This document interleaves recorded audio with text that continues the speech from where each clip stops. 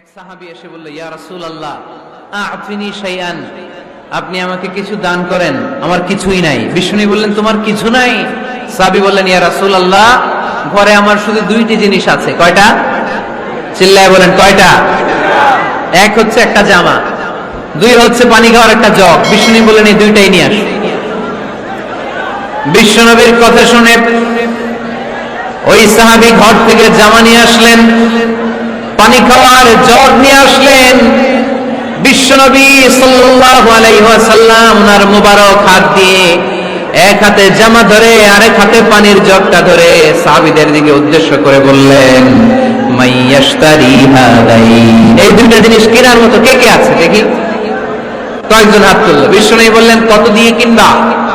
এক সাহাবী বলে, ইন্নী আশতারিহিমা বিদিরহাম, ও নবী যদিও এগুলো আমার দরকার নাই, কিন্তু আপনি যেহেতু নিলামে ডাক তুলেছেন, ইয়া রাসূলুল্লাহ ইয়া হাবিবাল্লাহ, আপনার সম্মানে আমি 1 দিরহাম দিয়ে দুইটা জিনিস কিনে নেব। 1 দিরহাম, একটা জামা, একটা পানি খাওয়ার জগ, দাম কত? 1 দিরহাম। বিশ্বনবী বললেন, না না, 1 দিরহাম তো অনেক কম হয়ে যায়, মাইয়াজিদু আলা যালিক, এর চেয়ে বেশি দামে কে কিনবা? আরেক সাহাবী হাত তুলে বলতে লাগলেন, ইয়া রাসূলুল্লাহ ইয়া হাবিবাল্লাহ ওয়া ইন্নী আশতারিহিমা বিদিরহামাইন, আমি এই জামাটার পানি খাওয়ার জগটা 1 দিরহাম নয় 2 দিরহামের বিনিময়ে কিনতে চাই।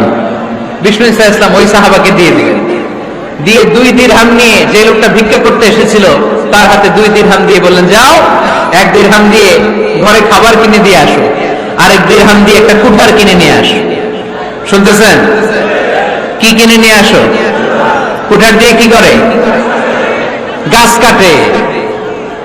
ওই সাহাবী কুঠার কিনে নিয়ে আসার পরে বিশ্বনবী নিজ হাতে কুঠারের মধ্যে একটা কাঠের হাতল লাগাই দিলেন। আল্লাহু আকবার!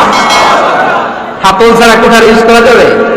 বিশ্বনবী নিজ হাতে ওই কুঠারের ভেতরে একটা হাতল লাগাই দিলেন আর বললেন, লা উরিদু আন আরাকা 15 আইয়াম, এই কুঠার নিয়ে জঙ্গলে যাও, গায়ে অনেক শক্তি আছে, কাঠ কাটো, এই কাঠ কেটে বাজারে বিক্রি করো, সামনের 15 দিন যেন আমি আমার চোখের সামনে তোমারে না দেখি। বিশ্বনবীর পরামর্শ অনুযায়ী